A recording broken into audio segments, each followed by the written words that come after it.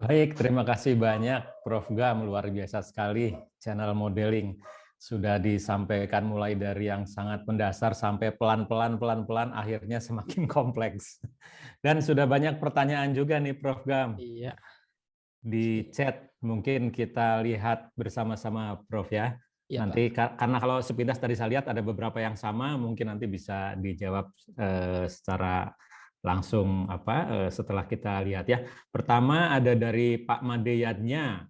Prof, izin bertanya untuk kanal MIMO yang dipengaruhi color noise berupa hujan pada komunikasi bergerak, berhubungan dengan gain kanal dengan perubahan lintasan jamak, nah, begitu. Kemudian dari Ibu Uke Usman ya, yang saya hormati Prof. Gam, apakah boleh saya minta slide materi kuliahnya? Nah, kemudian dari Pak Firdaus, salam Prof. Mohon izin bertanya, apa perbedaan yang signifikan antara model propagation indoor dengan outdoor? Terima kasih dari UII nih Pak Firdaus.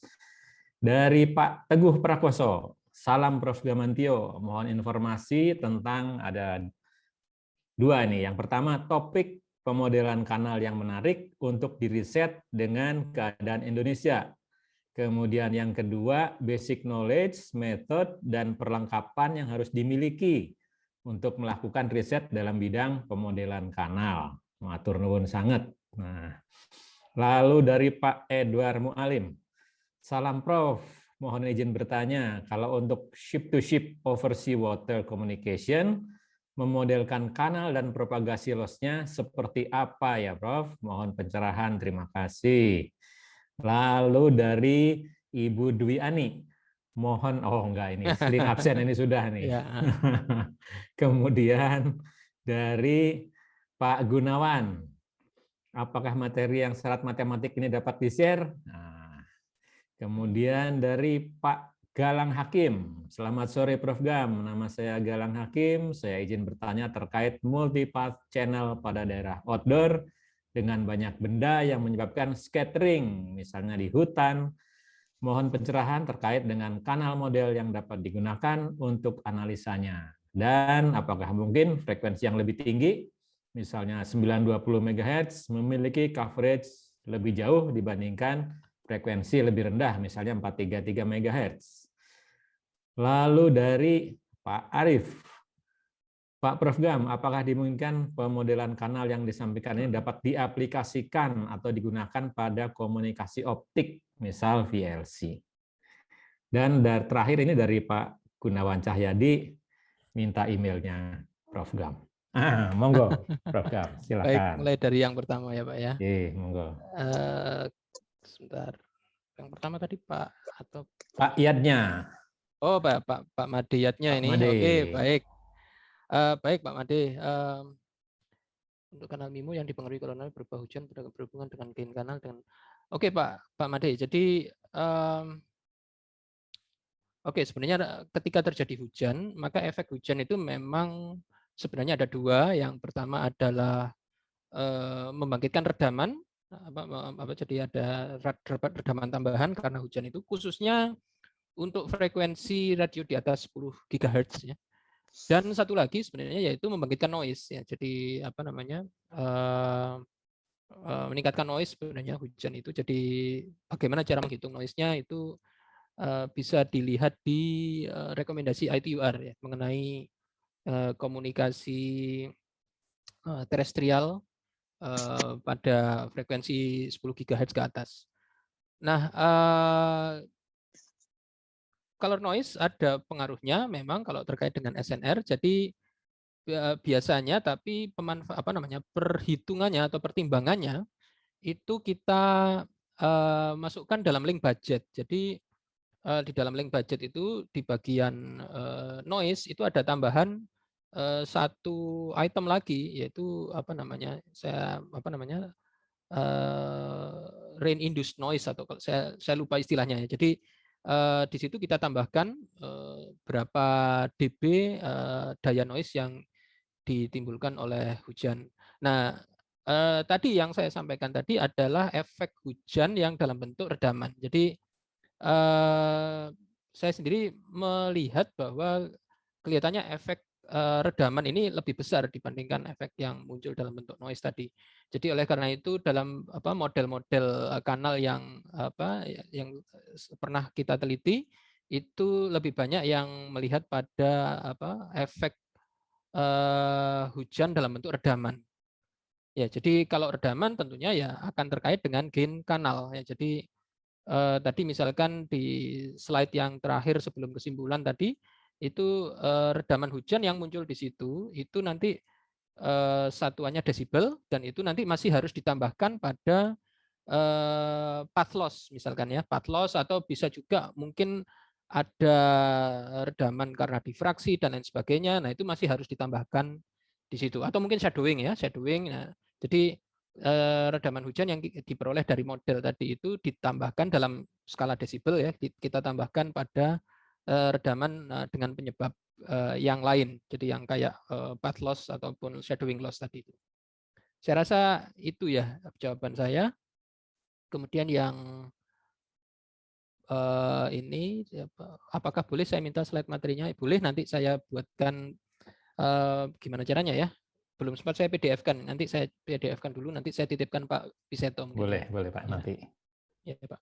Terima kasih. Kemudian Pak Firdaus, mohon izin bertanya, perbedaan signifikan antara indoor dan outdoor. Ya mungkin kalau yang paling signifikan ya kita lihat lingkungannya berbeda ya. Jadi kalau di dalam gedung itu ada tembok di 4 sisi, ada atap plafon ya, dan ada lantai. Jadi walaupun di dalam ruang itu tidak ada barang apapun, misalkan ruang kosong sekalipun, tapi kalau material dinding, plafon dan lantai itu pemantul, ya pasti sudah minimal sudah ada 6 pemantul yang 1 pantulan, belum lagi yang 2 pantulan, 3 pantulan. Yang 2 pantulan berarti misalkan yang dipantulkan oleh dinding kiri, kemudian ke dinding kanan, baru nyampe penerima dan seterusnya. Ya jadi pada indoor itu pemantul itu hampir pasti ada gitu ya. Nah, sementara kalau outdoor itu contoh yang ekstrimnya outdoor itu di lapangan yang luas, dataran, hanya ada 1 antena pemancar dan antena penerima, berarti kemungkinan hanya ada 2 lintasan. Kalau ini misalkan atmosfernya tidak ikut membangkitkan refraksi misalkan ya. Jadi lintasan langsung dan pantulan oleh permukaan tanah gitu. Jadi ini biasanya model yang kita sebut sebagai model 2 lintasan atau two-ray model ya.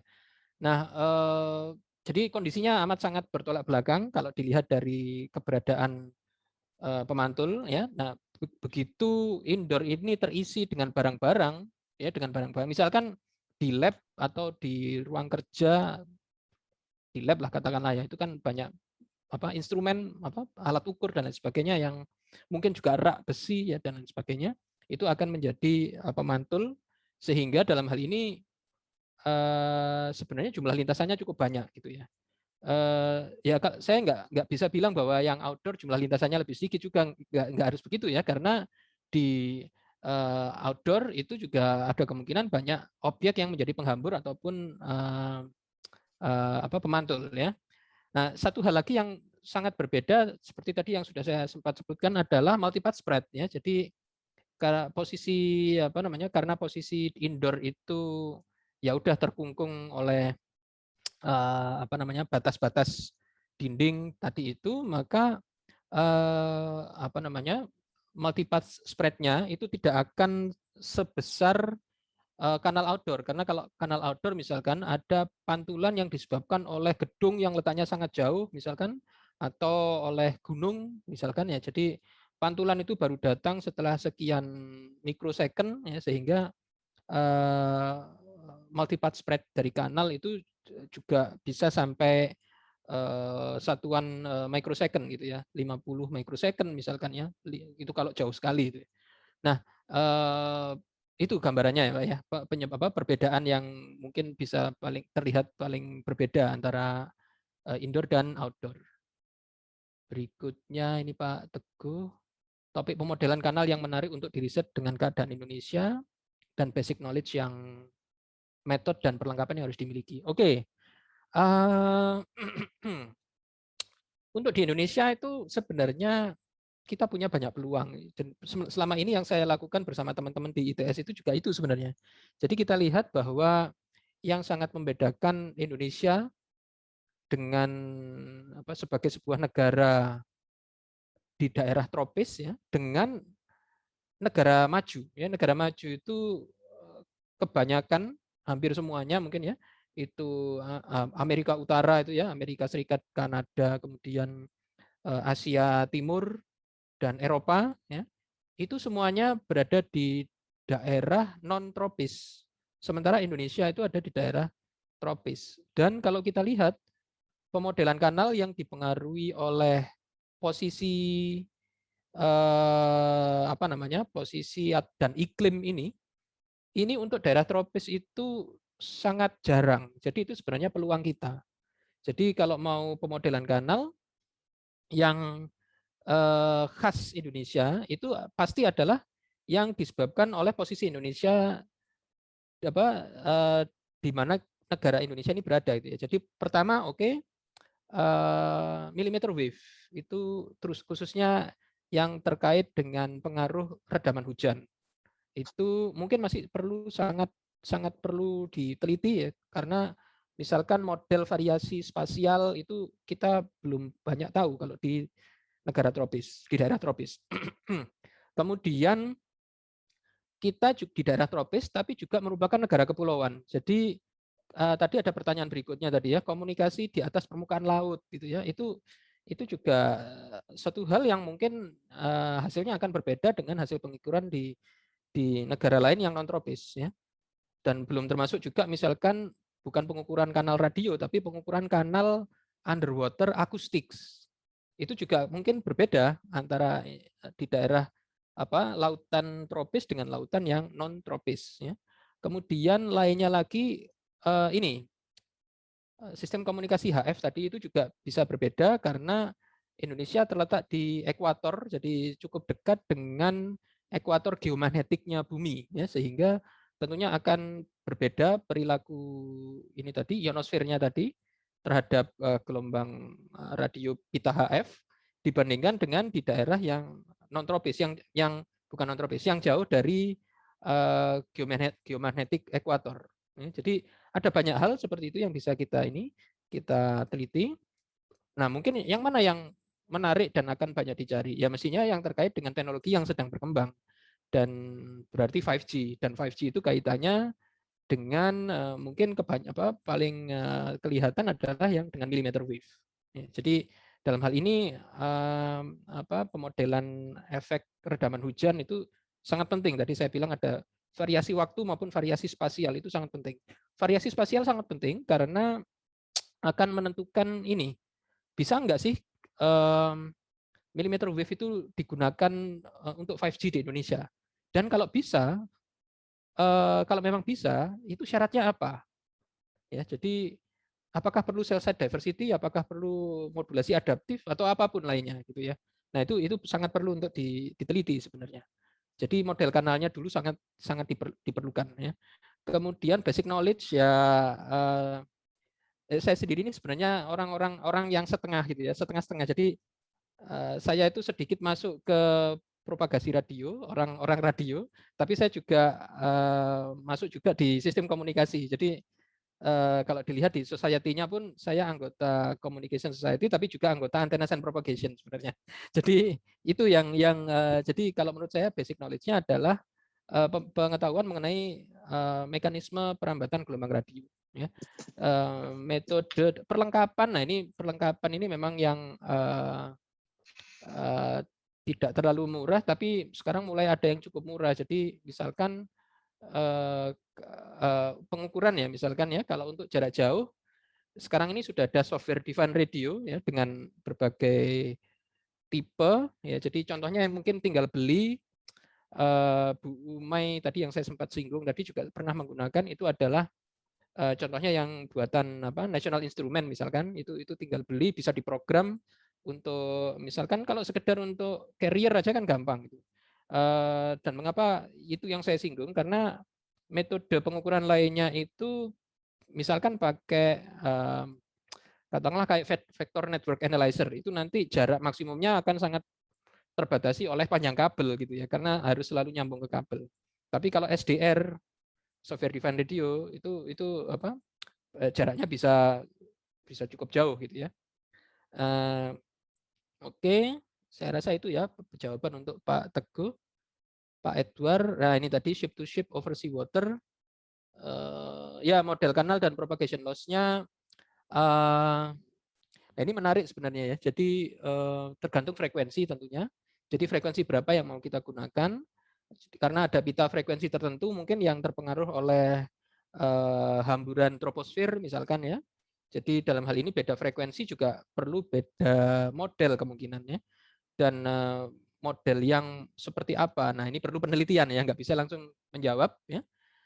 Tapi yang jelas tergantung frekuensinya. Ya, jadi kalau kayak VHF atau UHF mungkin ya, itu nanti ada hamburan troposfer, tapi juga mungkin pantulan oleh permukaan laut ya, sehingga kemungkinan nanti kanalnya itu akan ada mungkin lintasan tidak terlalu banyak, mungkin apa gelombang terestrial apa namanya ground, tapi apa istilahnya ya di permukaan laut, kemudian juga pantulan, dan satu lagi mungkin tadi itu apa refraksi ataupun ya jadi refraksi oleh atau hamburan oleh apa troposfer atau troposcatter ya. Jadi contohnya seperti itu ya, memang harus penelitian lebih dulu ya, mungkin studi literatur dulu untuk mencari model apa yang lebih tepat. Jadi seperti halnya mengembangkan model HF itu nggak bisa cepat, itu butuh beberapa tahun sampai ketemu model yang terakhir ya. Jadi ya memang butuh waktu untuk itu. Model redaman hujan tadi juga butuh waktu beberapa tahun sampai matang modelnya. Begitu untuk jawaban Pak Edward. Untuk Pak Gunawan bisa di-share ya. Untuk Pak Galang, oke, jadi multipass channel di daerah outdoor dengan banyak benda yang menyebabkan scattering ya.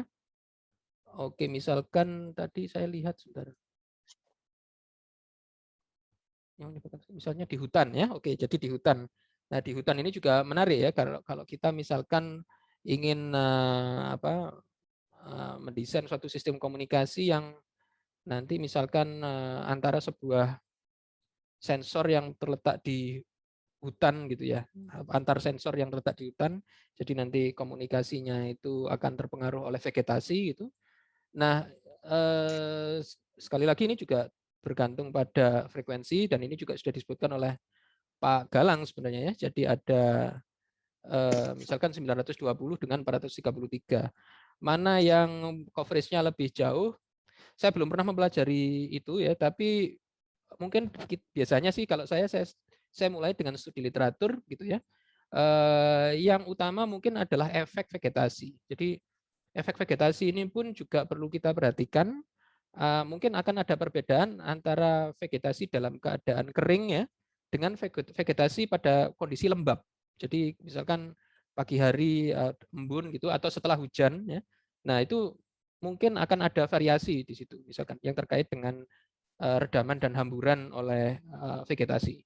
Dan itu sekali lagi juga tergantung dari frekuensinya. Jadi kalau ditanya langsung misalkan apakah 920 memiliki coverage yang lebih jauh dibandingkan 433, saya belum bisa menjawab ya Pak ya. Mungkin suatu saat saya akan coba melakukan pemodelan propagasi di untuk hutan gitu ya, sistem komunikasi di hutan. Oke Pak Arief. Belum untuk VLC. Jadi itu juga suatu kesempatan juga untuk melakukan pemodelan kanal ya. Jadi pemodelan kanal untuk VLC, dan perlu kita ingat sekali lagi ya, VLC itu kan visible light ya. Jadi visible light itu berarti akan terpengaruh oleh kabut, hujan dan lain sebagainya. Jadi kalau untuk kondisi atmosfer Indonesia, dataran rendah dengan pegunungan itu juga akan berbeda ya. Jadi akan sangat banyak peluang untuk melakukan penelitian di situ, Pak Arief. Kemudian Pak Gunawan bertanya email tadi, moga-moga sudah sempat nyatet tadi di slide penutup saya. Buku referensi apa yang direkomend untuk channel modeling?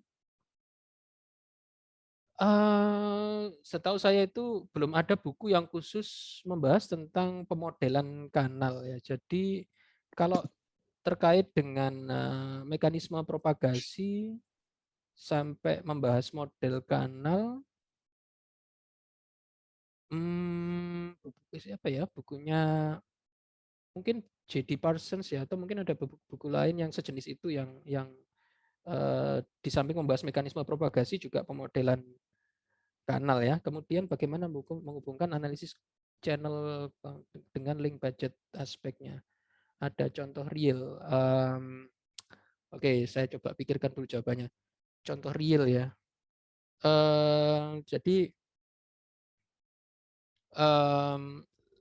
oke, link budget itu sebenarnya lebih kepada perhitungan redaman dan daya dan gain ya, untuk kondisi link yang sesungguhnya gitu ya.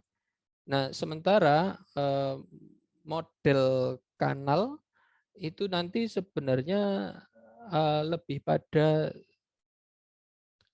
skala kecilnya lah, saya boleh bilang skala kecilnya gitu, di mana yang kita cari itu tadi misalkan probabilitas kesalahan bit ya, dengan memperhatikan S per N atau EB per N0.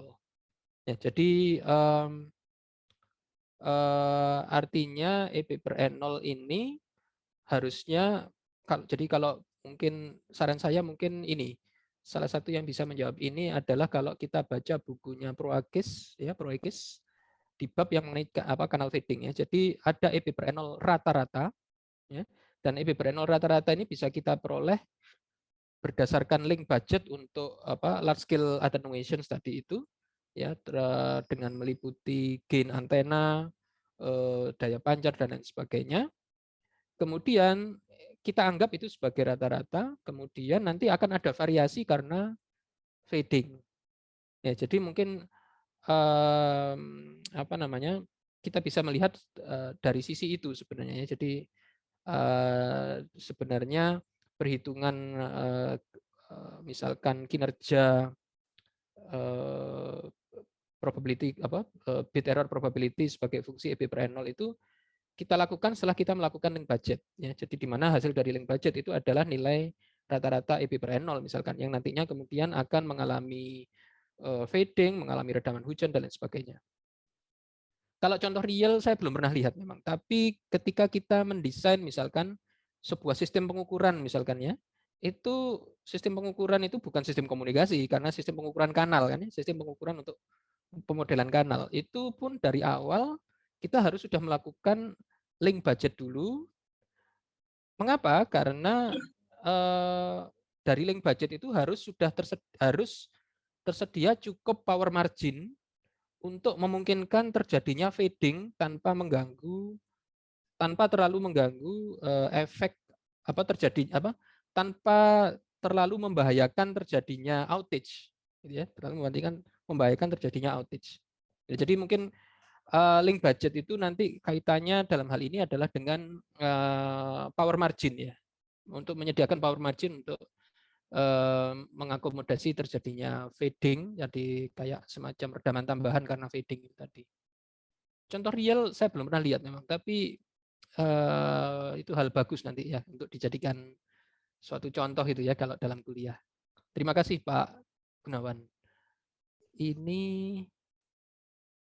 pertanyaan berikutnya, efek polarisasi dari elemen perlu diperhitungkan untuk setiap kanalnya, parameter apakah yang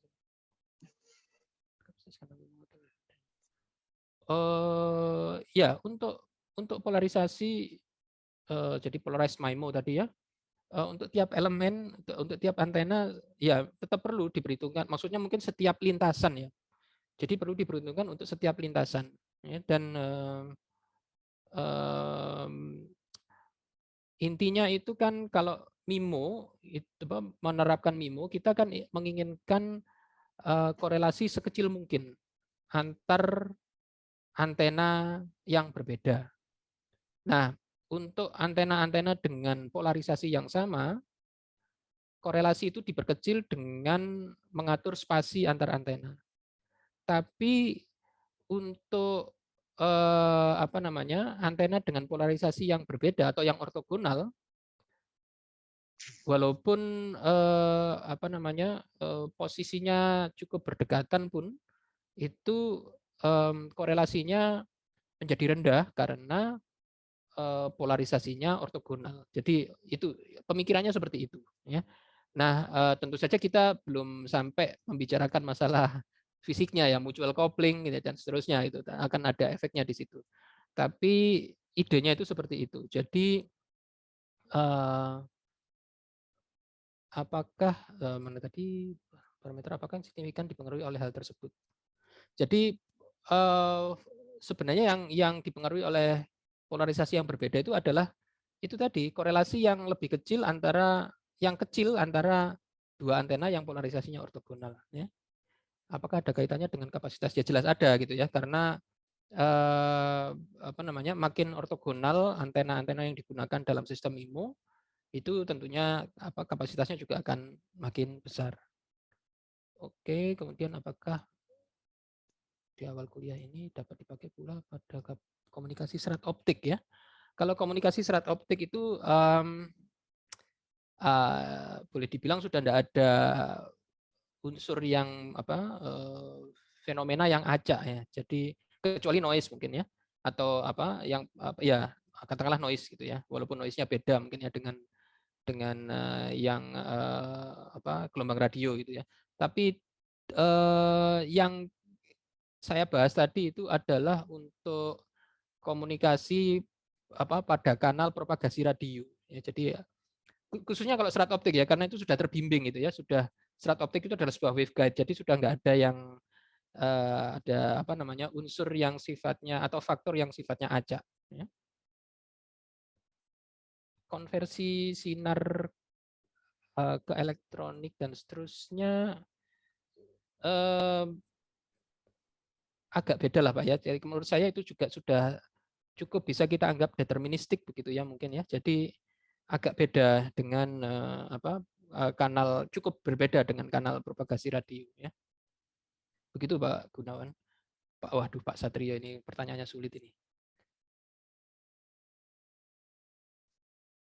Oh, oke, saya baca ya. Prof kan terima kasih materi DLP channel codingnya menggunakan model matematika yang cukup rumit namun disampaikan dengan jelas dan mudah dipahami. Jadi ingat saat bersama melakukan riset TV digital tahun 2007. Luar biasa. Tadi disampaikan bahwa atmospheric attenuation di mana signal yang dipancarkan ke ionosfer khususnya pada pita HF akan mengalami pemisahan polarisasi sehingga antar lintasan signal akan ortogonal satu dengan yang lain. Bagaimana mengatasi lintasan yang terjadi di permukaan laut dari sisi antena, misalnya agar sinyal seluler dan sinyal WiFi bisa diterima lebih jauh oleh para nelayan yang sedang melaut. Wow, ini ya. Ini HF ya. Jadi kalau HF itu sih sebenarnya kalau kita pakai HF sebenarnya nggak masalah ya untuk nelayan itu ya. Jadi sebenarnya waktu penelitian yang kita lakukan itu salah satu yang ada di benak kita adalah menggunakannya untuk ini komunikasi ke pulau terpencil misalkan atau ke daerah terpencil, daerah bencana dan lain sebagainya.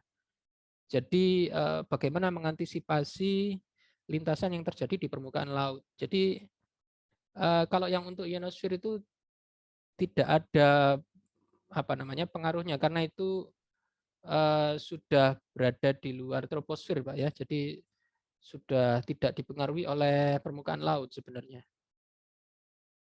Jadi jauhnya itu ya bisa jauh, tidaknya itu ya karena efek ionosfer dan efek ionosfer itu kondisi ionosfer itu lebih dipengaruhi oleh banyaknya ion-ion yang ada di lapisan ionosfer tersebut. Jadi misalkan siang dan malam kondisinya beda. Kalau siang banyak ionnya, malam ionnya menurun jumlahnya gitu misalkan ya. Jadi bukan karena permukaan lautnya, tapi karena ininya, karena kondisi ionosfernya sendiri. Oke.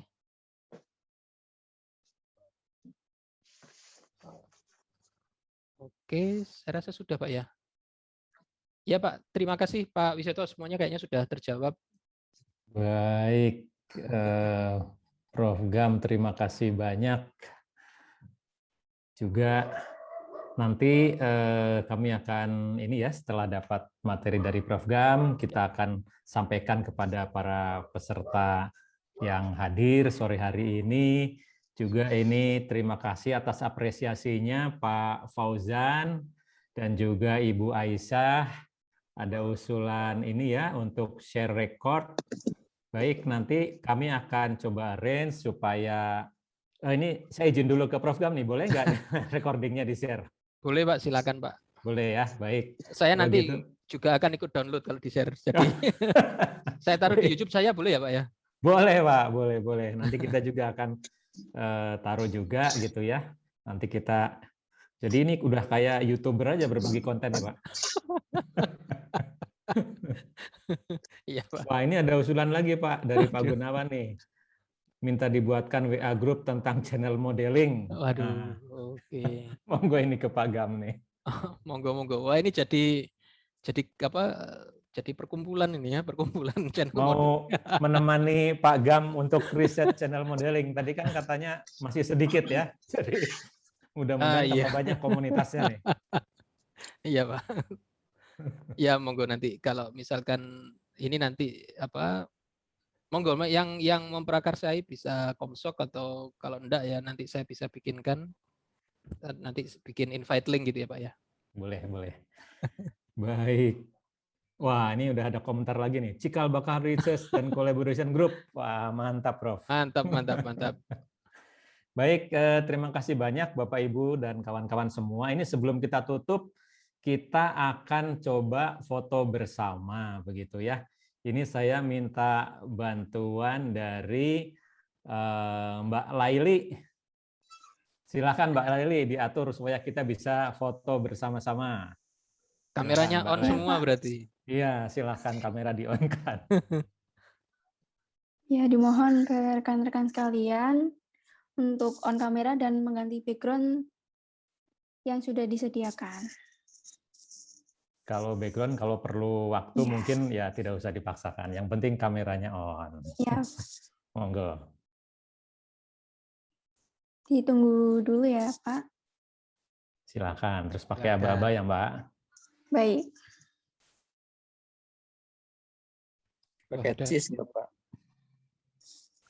Wah, banyak banget yang hadir ini. Ada Bu Riri segala ternyata. Dirasa cukup. Kita mulai yang slide pertama. Ya. 1, 2, 3. Slide kedua. 1, 2, 3. Dan slide terakhir. Sudah. Terima kasih kepada Bapak dan Ibu sekalian. Terima kasih Bu, terima kasih program, terima kasih. Terima kasih banyak Bapak Ibu, terima kasih banyak Seto, Prof. Gam. terima kasih. Pak Seto, Pak Prof. Gam, terima kasih. Ya, terima kasih Pak Pak. Satrio. Sukses selalu, sehat. Sama-sama kita menjaga kesehatan semuanya. Baik, kita akhiri pertemuan sore hari ini yang luar biasa menarik. Semoga kolaborasinya tetap berlanjut di Prof. Gam. Saya sangat senang sekali bisa berjumpa dengan Bapak Ibu sekalian semua sore ini. Baik, terima kasih banyak. Salam sehat selalu. Salam sehat. Salam sehat semua. Salam semuanya. Izin live ya Pak. Terima kasih. Sama, saya juga mohon izin untuk